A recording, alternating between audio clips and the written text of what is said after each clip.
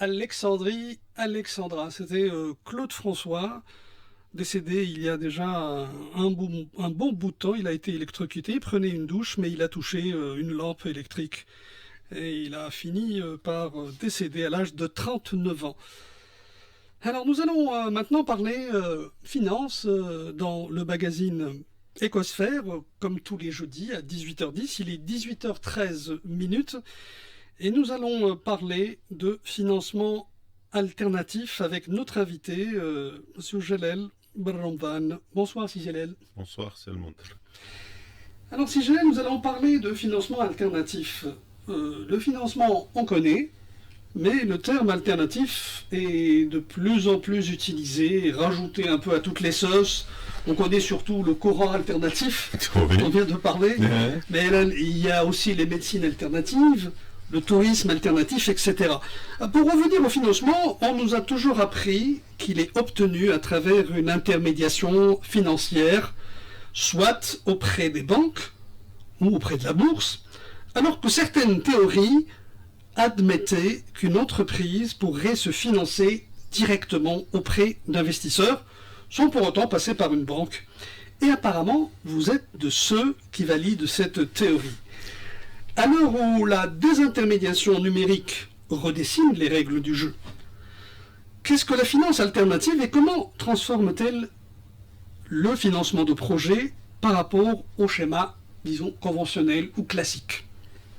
Je vous remercie pour l'invitation. J'en profite pour saluer les auditeurs et ceux qui nous écoutent. C'est une émotion qui nous regardent également.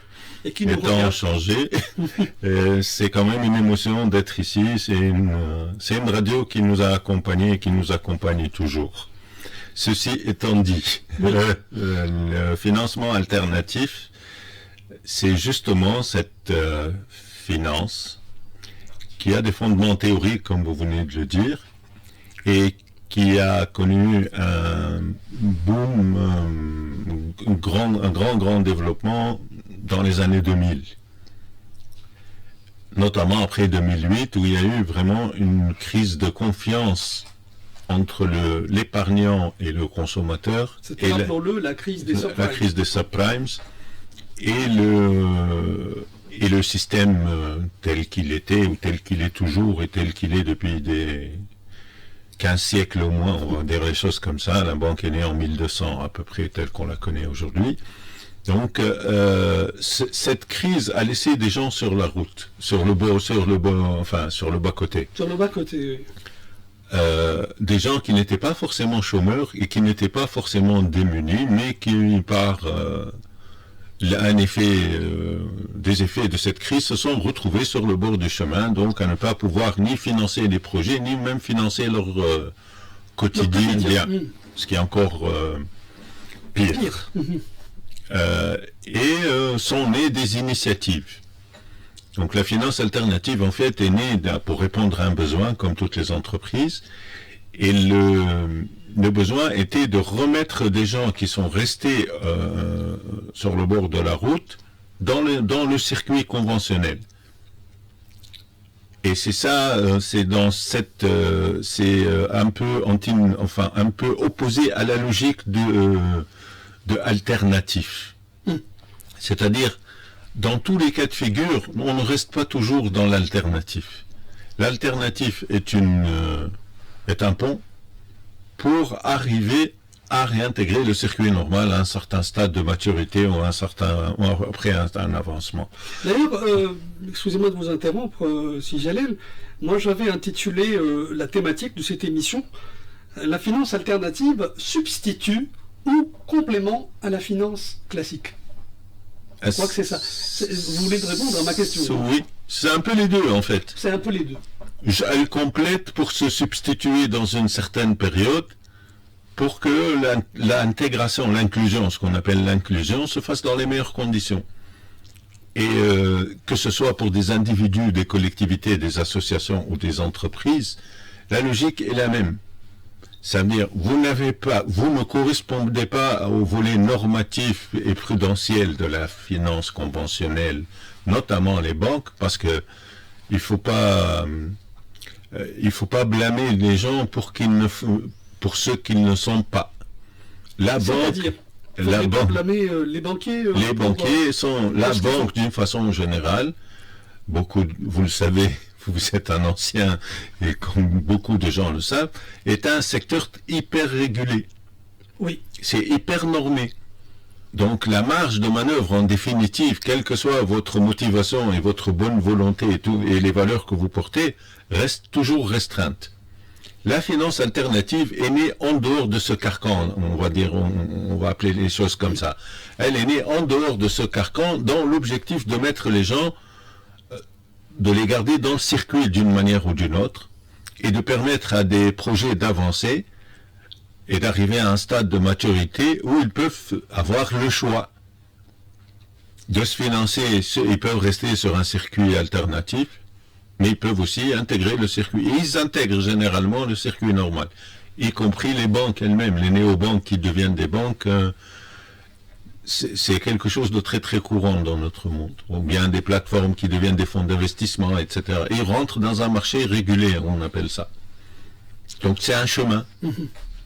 Donc est-ce que cela veut pour autant dire que la finance alternative n'est pas régulée? Elle est régulée autrement. Oui. Mais elle est bien régulée. Elle est hyper régulée par deux choses. Autrement, il y a du normatif. Hein. Il y a des lois, il y a des textes. C'est sûr. Après tout, c'est de l'épargne publique. On protège l'épargnant. Donc, dans le pays du libéralisme, il y a une réglementation. Aux États-Unis, il y a une réglementation de la SEC. Oui. En Europe, il y a des directives européennes. Dans les pays asiatiques aussi. En Tunisie, on a des lois. Dans beaucoup de pays francophones, il y a des lois, etc. Mais même dans les pays où il y a le common law, comme dans l'Inde ou des grands pays comme ça, il y a une réglementation. Mais il y a un autre niveau de réglementation. La réglementation se joue plutôt sur deux choses. La communauté, parce que la finance alternative est basée sur la communauté. Et jusque-là, on n'a pas défini.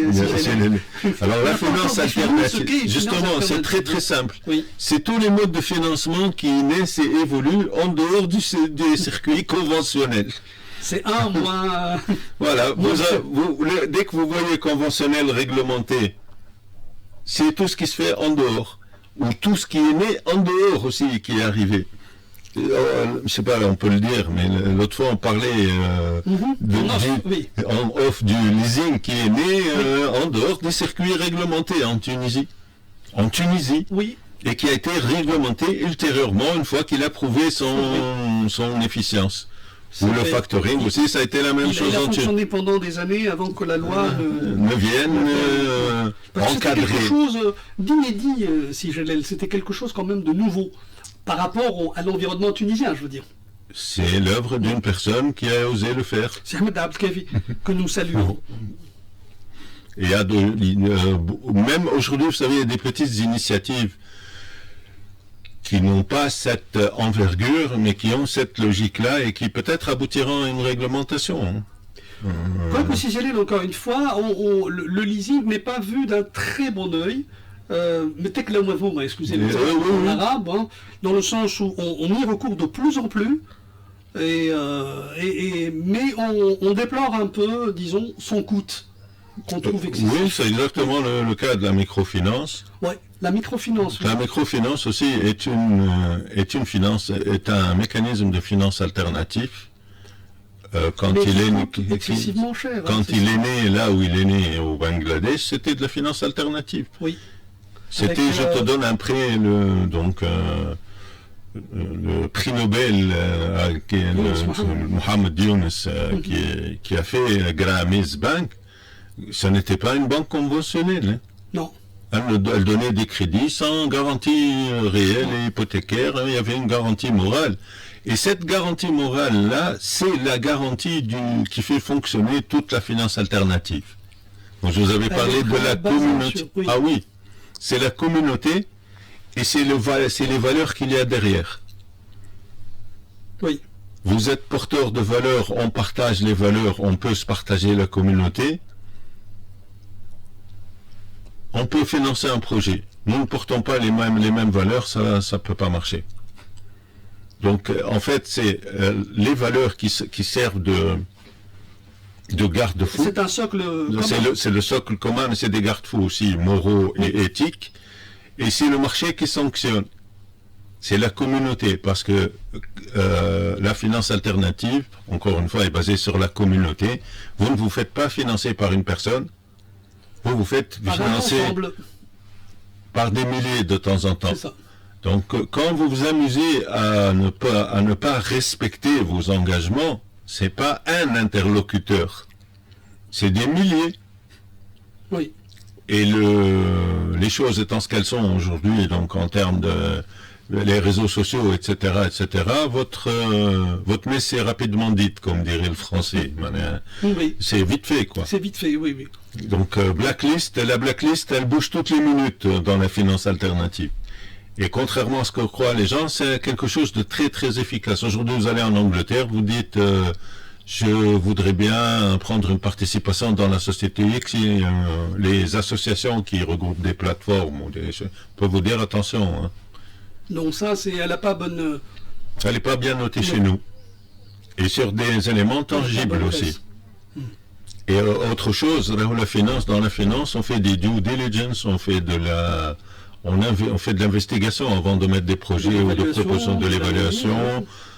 On évalue les personnes aussi de temps en temps avant de mettre des projets sur des plateformes. Donc, parce que après, même la plateforme, elle aussi joue sa réputation. Vous voyez, le mécanisme de protection de l'épargne se joue autrement que par la norme. Mais il y a un mécanisme très conventionnel, rodé, tout ce que vous voulez, de la protection de l'épargnant, qui est le souscripteur. Le troisième petit point qui me semble important, c'est que la finance alternative s'adresse à la petite épargne. Donc, 90%. Ça, c'est la petite épargne. Ok. C'est très très important. Aujourd'hui, que vous pouvez vous présenter devant un guichet de banque et vous pouvez lui dire, écoutez, voilà, j'ai 20 dinars, 30 dinars, je veux faire une épargne. Ça ne pèse rien, ou ça ne signifie rien, ou à la limite, les frais d'ouverture de compte vont faire que... Plus important. C'est pas pour les blâmer. Par contre, si vous les mettez dans un projet, dans une plateforme, vous mettez 30, moi j'en mets 30, l'autre il en met 30, et on a des expériences en Tunisie. On va pas parler de trucs qui n'existent pas, qui n'existent qu'ici, et ça fait un projet. Les 5000 dinars, au lieu d'aller les... Alors vous visez quel type de projets qui ont existé en Tunisie? Pour le moment, ce qu'on a pu faire, c'est des projets qui sont sociaux. C'est tout ce que la loi tolérait. Donc, par exemple, Maloula.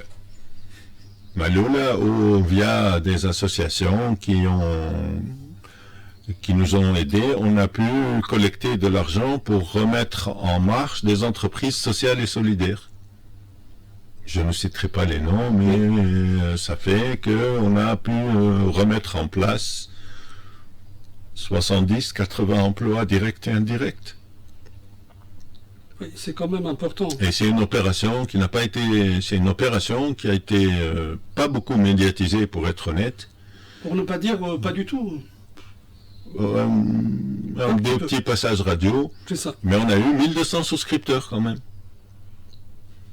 Ça, c'est provenant de la petite épargne. Ça a fait 70 000 dinars. 70 000 dinars, ça a fait 70 emplois. C'est une petite équation, quoi, mais oui. Ça vous donne une idée je ne parle pas d'ailleurs, je parle d'expérience locale, vécue, attestée, réussie. Il y en a qui réussissent, il y en a qui réussissent moins. Donc c'est là, et nous sommes le marché parfait parce que nous n'avons plus de capacité d'épargne.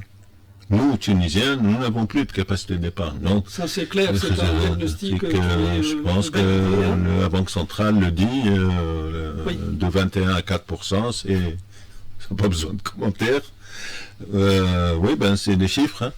Hein. Donc, mais on a toujours cette culture de la solidarité et cette culture du vouloir aider, qui nous rapproche, nous, Tunisiens, dans notre génome culturel, dans notre génome social. Ça a toujours existé.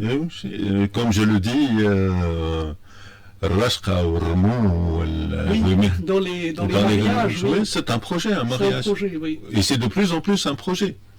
Ça devient de plus en plus coûteux. Oui, donc dans les mariages, il y a des dons. Mais il y a aussi. Il y a des prêts. Parce que quand on donne 30 ou 50 dinars, on sait que c'est un don, mais quand c'est 2000 dinars, on sait que c'est pas un don. Oui. Mais on sait que c'est un prêt sans intérêt, remboursable aux prochaines occasions. Et c'est noté quelque part, enfin, c'est noté, il y a quelqu'un qui note, qui prend note, et la sanction est immédiate aussi du non-remboursement. Celui qui ne rembourse pas, il est presque, voire banni de la communauté. C'est ça. Et c'est ça le mécanisme, nous l'avons culturellement. Maintenant, il faut qu'on s'acculture à sa transposition sur des plateformes. Oui. Donc là, il y a un travail d'information, parce que c'est aussi ce facteur proximité. Oui. Il faut qu'on gère, on apprenne à gérer une proximité de 150 ou 200 km. Pas la proximité du quartier, voilà, de la région, voilà, de la ville. Beaucoup plus loin. Oui. Si quelqu'un fait un projet, je sais pas, c'était à Tataouine, je sais pas parce que c'est Tataouine. Non, mais c'est loin. Parce que enfin pour moi c'est loin et près. C'est de Tunis. J'ai pas besoin d'aller le voir et de le connaître petit à petit. Si j'arrive à faire confiance à la plateforme, au mécanisme, à mettre ma carte, à mettre de l'argent, etc., ça va rompre une barrière, une fracture. Ça va créer un pont entre le souscripteur de la pointe du nord et celui de la pointe du sud. Et il va voir les différences, les cultures, les projets, les opportunités. Il va s'habituer à lire, diagnostiquer, se faire une idée et assumer son risque comme un grand. C'est ça, c'est-à-dire qu'en fin de compte, lui, il va se substituer à l'investisseur. C'est un mini-investisseur. Oui, c'est un investisseur, mais disons que et peut-être qu'il va se substituer au travail de la banque ou du prêteur en ayant un peu plus d'informations, en regardant un peu de plus près, en tout cas, les éléments du projet. Oui, c'est la finalité de l'histoire, c'est d'aider quelqu'un à faire pousser son projet, mais aussi d'assumer son risque en étant conscient qu'on prend un risque. C'est ça. Tout est là, c'est-à-dire que c'est la conscience qui fait que... C'est pour ça que nous recommandons... notre argent ou pas. Oui, nous on recommande toujours d'investir des petits montants. Oui, rappelons que Sijalel Bramvan, qui est notre invité ce soir, est spécialiste en finance alternative. Laquelle finance alternative, Sijalel connaît quand même des freins par rapport à son adoption en Tunisie, malgré le fait que nous disposons d'une certaine culture de solidarité, d'épargne, etc. On a un petit cadre législatif et c'est un acquis, parce qu'il est venu au bout d'un long parcours. Alors, quel est le cadre Il y a une loi sur le crowdfunding en Tunisie. C'est ça ? Qui a mis le temps qu'elle a mis pour devenir réalité. Heureusement qu'on l'a. Franchement, je le dis toujours très franchement. Maintenant, la mise en marche, c'est très très lente. Et je crois que on n'a pas voulu être agile sur le coup. C'est normal. La logique aurait été qu'on autorise des entreprises à commencer à fonctionner et qu'on ajuste. Ce qui a été fait dans le leasing, par exemple. Oui. Et qu'on ajuste au fur et à mesure. C'est la pratique qui va nous guider en termes de... Il y a des constantes sur lesquelles on ne va pas... personne ne vous dira ne protégez pas l'épargnant. Non. Le comment, c'est le... C'est là la question. C'est le hic. Oui. Que ça soit trop administratif et trop papier, ça se justifie jusqu'à un certain point. Par contre, il y a beaucoup de contraintes techniques qu'il faut gérer. Et c'est ça le plus important aussi. Donc, aujourd'hui, si j'avais à émettre un vœu, ça serait qu'on laisse les gens démarrer, qu'on fasse. On a de quoi faire, pour impulser un démarrage. Et après, on aura le temps de corriger. Il n'y a rien de... Disons, il n'y a rien d'urgent, entre guillemets, parce que Le c'est plus toujours urgent, rattrapable. oui, et ça démarre. Oui, le plus urgent, c'est de voir des projets déjà se faire. Exactement. Et on pourrait, c'est amorcer un cercle vertueux en définitive. Qu'on se donne les moyens, on a une sandbox à la Banque centrale, par exemple, on a des choses comme ça. On peut essayer de faire démarrer des choses sous une forme expérimentale d'une manière ou d'une autre et d'amorcer des exemples vertueux. Malheureusement pour nous, on commence à cumuler du retard. On est déjà en retard sur nos voisins qui ne sont pas... Et les expériences, les premières plateformes sont nées en 2004. En 2004 oui, ça fait quand même une vingtaine d'années. Hein. Il y a une plateforme qui est née en 2004 et qui est cotée à la bourse de New York aujourd'hui. De crowdfunding. Il y a 12-15 ans, il y a des néobanques qui se sont faites et qui sont aujourd'hui des banques et qui ont 50 et 80 millions de clients en Europe. Alors, les néobanques, de quoi il s'agit? En fait, la néobanque, ça n'est pas, c'est un syllogisme, la néobanque, qui veut dire c'est une carte, un téléphone et un souscripteur. C'est ça? Et le mécanisme est très très simple. Vous achetez une carte chez le buraliste, vous allez au comptoir, vous mettez de l'argent. Je suis dans une radio. Sur une radio francophone. Donc si nous sommes le Hamas, ou n'importe quel vendeur, on lui donne de l'argent et nous charge de l'argent. Entre-temps, on a ouvert un compte sur une application mobile. Oui. Et on a scanné les documents sur l'application mobile. C'est ce que tous les smartphones font actuellement. C'est pas une grande difficulté. Et donc la vérification, etc., compliance prend son cours automatiquement et d'une manière électronique et par intelligence artificielle et compagnie. Et dès que vous donnez de l'argent au buraliste, dès qu'il fait l'opération, vous avez votre argent sur une carte. Et avec cette carte-là, vous pouvez acheter, virer de l'argent, etc., etc. Ça a commencé comme ça, une application mobile. Aujourd'hui, c'est devenu des banques au vrai sens du terme.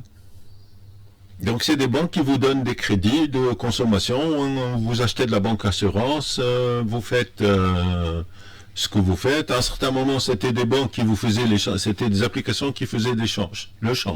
Carrément. C'est tout. D'une application qui fait le change, au lieu du comptoir de change indépendant, le bureau de change. C'est ça, un bureau de change sur un téléphone. Oui. C'est devenu des banques. Et elles ont des licences de banque. Oui.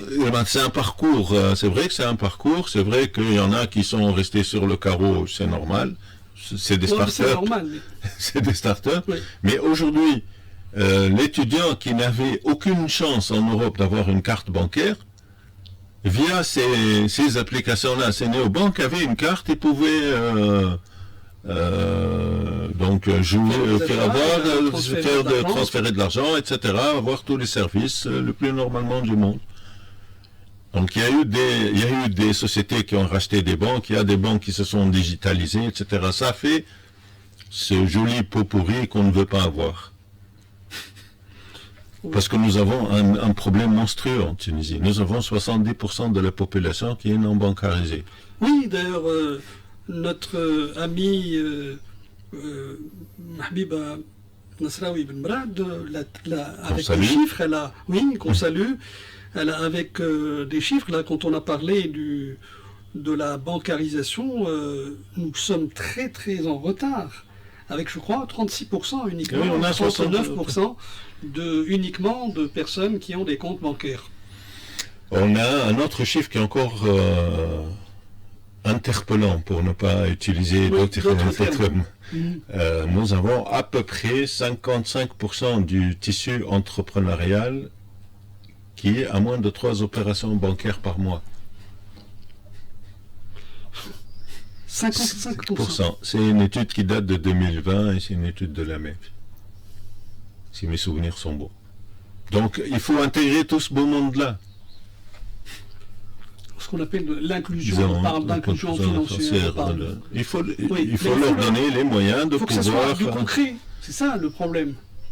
Pour que ça soit du concret, il faut qu'on ait le mindset et qu'on soit motivé pour. Oui. Et qu'on sache aussi regarder un peu les expériences de ce qui a été fait ailleurs. C'est-à-dire qu'il ne faudrait pas inventer le fil à couper le beurre, en fait. Non. C'est ça, oui.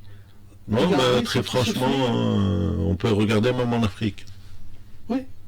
On n'a pas besoin d'aller loin, on a besoin d'aller en Afrique. Et parmi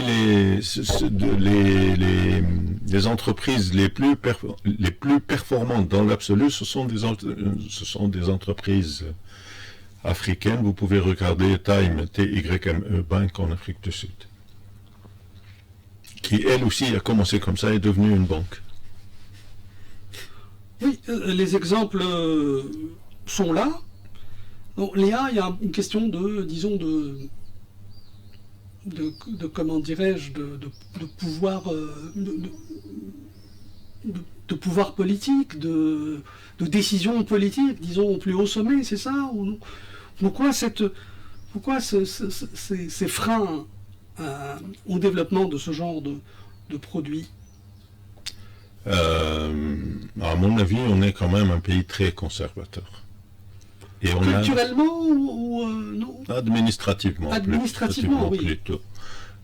Et ça peut se comprendre et ça peut s'expliquer, pas de problème là-dessus. Maintenant, il y a une petite dynamique qui est en train de se mettre en marche les 7, 8, 9 dernières années. Le problème, c'est que le temps administratif et la vraie vie n'ont pas la même vitesse. Il y a un problème de vitesse. En 9 ans, c'est 5 ans. Voilà, exactement. Nous sommes à la 5e ou 6e génération de néobanques, par exemple, qui sont déjà devenues des banques. Alors, on n'est pas arrivé à faire démarrer la première, on n'a pas pu, on n'a pas voulu. C'est un faux débat pour moi. Le vrai débat, c'est comment on doit faire pour le faire. Nous avons un minimum, les conditions minimales sont réunies. Maintenant, c'est un problème de mindset et de motivation. Entre autres, se parler. C'est difficile en ce moment, mais c'est un mot un peu... Mais se parler. Ça veut dire pouvoir communiquer, dire, voilà, c'est vrai... S'échanger les idées, voilà, les ça veut dire que c'est vrai que ça ne va pas correspondre exactement à ça, mais on peut, voilà, comment on peut trouver un petit bypass. Un petit subterfuge pour faire tourner le truc, ça facilitera la vie. Ça réduira automatiquement l'informalisation, parce que là on est en train de reglisser vers l'informel aussi, puisque c'est le cash qui est en train de repartir. Il repart avec même une vitesse affolante, avec surtout cette loi sur les chèques qui est en train... Alors croyez-moi, si j'ai l'aile, moi quand je sors un chéquier, j'ai un peu honte. Parce que la réponse du commerçant est là, sans appel. Ah non, monsieur, on ne prend pas de chèque. Oui. Voilà, c'est tout. Donc je fais, là, c'est... avec ça aussi... Bon, à la limite, excusez-moi si j'ai l'aile, mais bon, on peut envisager, évidemment, de faire... comment dirais-je, rejaillir ou faire fonctionner le chèque comme étant un instrument de paiement à vue. Mais encore faut-il, malheureusement, il a toujours été pendant des décades utilisé comme étant moyen de garantie, un moyen de paiement différé, mais il fallait, je vais parler d'alternatives encore une fois, il fallait proposer des solutions alternatives. On peut en avoir. Oui. Parce que sinon, on est en train, à un certain moment, si j'allais vous rappeler, on parlait de décaching. Oui. J'avais une tendance de décaching, etc. Mais là, paradoxalement, on est revenu au recaching. Voilà. C'est-à-dire que maintenant, alors certaines personnes me disent, écoutez, nous maintenant, on ne laisse plus notre argent à la banque, on le prend parce que tous nos achats se font dorénavant par en espèces, pardon. Et il n'y a pas de TPE, il n'y a rien. Quand une banque prélève à 5% un commerçant, Oui, je comprends. Lui qui a une marge de 7 à 8%, ou même pas des fois, Si vous c'est normal. si vous sortez avec un panier de produits réglementés, des pâtes Subventionné. à prix réglementé, ok. Normalement, les marges brutes sont à 6-7%. Oui. Si je paye par TPE et que la banque prélève 5%, J'ai déjà bouffé ma marge. voilà, Là, c'est réglé. Voilà. Donc, mais je crois qu'il va falloir trouver. Donc il y a déjà un effort à faire par déjà la finance conventionnelle aussi, les banques. L'un ne peut pas aller sans l'autre. Oui. Alors, il ne faut pas se faire d'illusions. Parce qu'en définitive, ils convergent, les deux devraient converger vers allez, pour utiliser un terme technique, une expérience client réussie. Oui. Quelque chose on est toujours client de quelqu'un, hein, c'est clair. Tout, je voudrais bien, moi, sortir, ne même pas avoir à utiliser une carte, moi. Je peux utiliser mon téléphone. Mon téléphone, exactement. Voilà ma montre, ou bien même mes lunettes, parce que maintenant c'est comme ça, et c'est fini. Et si je veux un petit crédit, on va juste ouvrir une petite parenthèse. L'immobilier. Nous avons une crise de l'immobilier. Nous avons un problème pour les primo-accédants. Oui, un premier logement. Le premier logement. On va prendre l'exemple de la France. 1,8 milliard d'euros se sont faits sur des plateformes pour permettre de construire de mettre en route des projets qui, dans leur grande majorité, ont permis à des primo-accédants d'accéder au logement. C'est vrai que ça pâtit, nous qu'il y a de la casse, c'est tout ce qu'on veut. Normal. Le législateur, les intervenants, leur mission, ça serait plutôt d'essayer de réguler pour minimiser cette casse. Oui. Mais comme dans toute activité, il y a de la casse. Qu'est-ce qui s'est passé? Les banques, ces gens-là, une fois une grande partie de leur engagement consommé, se sont retournés vers les banques parce qu'ils avaient le bien en propriété pour rembourser les gens et rester à la banque. Parce qu'ils ont emprunté plus cher sur des plateformes. C'est normal, c'est plus de risques. C'est plus de risques. Oui. Une fois que le bien arrive à une certaine maturité, je peux le donner en garantie à la banque. Et la banque est tranquille, elle a un bien le jour où elle va me prêter de l'argent, c'est pour garder le bien à 100% pour elle. Bah oui. Donc je vais rembourser les gens sur les plateformes et je donne mon bien à la banque et je continue mon chemin avec la banque. Le promoteur a tourné, il a emprunté moins cher, c'est des sociétés civiles immobilières, on ne va pas rentrer dans le mécanisme, mais ça a permis de maintenir un tant soit peu de l'activité sur le secteur immobilier. Et ça a réduit l'impact de la crise que peut provoquer le non-accès au logement. Et que nous vivons actuellement. Exact. Donc c'est peut-être pas aller dans des grands... mais trouver l'énergie solaire, les énergies renouvelables. C'est votre secteur, vous connaissez. À un certain moment, les sociétés de leasing en Europe ne voulaient pas entendre parler de véhicules électriques parce qu'elles n'avaient pas de visibilité sur la fin de vie du véhicule électrique et comment on en fait en fin de vie, à maturité du contrat, etc., etc. Et de l'autre côté, il y avait des sociétés qui avaient de la pression en termes d'empreinte de carbone. Oui. Et il y a beaucoup d'opérations presque en peer-to-peer qui se sont faites pour renouveler des parcs de véhicules. On laisse le parc thermique, on met un parc vert, entre guillemets, hydrogène, électrique. Et ça fait que la société, elle est toujours dans ses normes, son empreinte carbone baisse, etc., etc. Et c'est des gens qui se sont fait rembourser. Au bout de 2 ans ou 3 ans, les loueurs de voitures ou les sociétés de leasing se sont dit, bon, ça marche, ça va. Tac, on va le faire. Franchement. C'est minimiser le risque pour le loueur, ok, mais c'est entre-temps des sociétés qui ont pu sauver des situations, parce qu'elles pouvaient fermer pour un problème de non-respect de la réglementation, tout bêtement, oui. quoi. Les exemples sont multiples, donc on peut commencer par le solaire, par l'immobilier, par des projets sociaux, mais on trouvera je parle d'ici de notre pays, peut trouver une activité sur laquelle tester. Et après, on peut monter en échelle pour généraliser.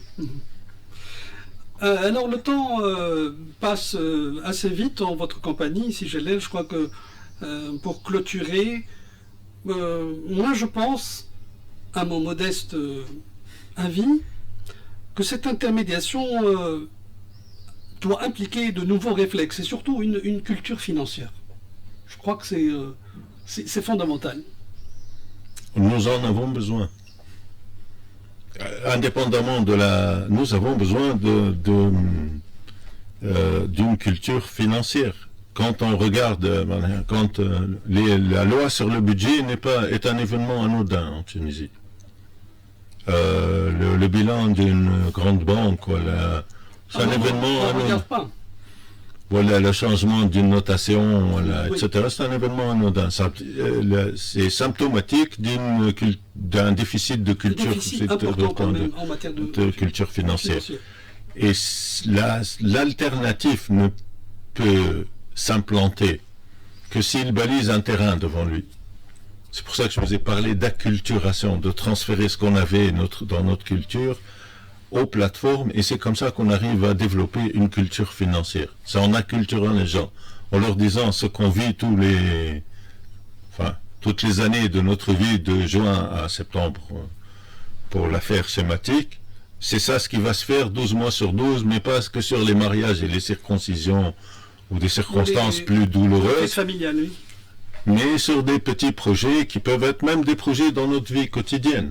Refaire l'éclairage, la municipalité, parce qu'elle n'a pas le budget, mais elle veut refaire l'éclairage, elle donne 60, elle rassemble 40, des choses comme ça, des petit à petit, et ça va nous mettre en contact avec cette notion de risque ou de rentabilité, d'arbitrage, d'utilité sociale, etc. C'est quand même un peu compliqué, mais qui ne le sont pas en fait. De toute façon, elles sont compliquées quand on les nomme arbitrage ou nos risques et machin, mais après tout, c'est notre vie, c'est notre vie de tous les jours. Courante, la vie nous arbitrons à chaque instant, même quand on traverse la rue, on fait un arbitrage en définitive. Oui. Il faut peut-être commencer par le volet le plus simple des choses et faire monter petit à petit. Très bien. Écoutez, CGLL Blondin, spécialiste de finances alternatives, merci beaucoup pour cet échange. C'est moi qui vous remercie. Quand même. Et puis, j'espère vous retrouver pour d'autres sujets, pas forcément sur la finance alternative, mais peut-être qu'on aura avancé d'ici là. Peut-être. Voilà. Je vous remercie.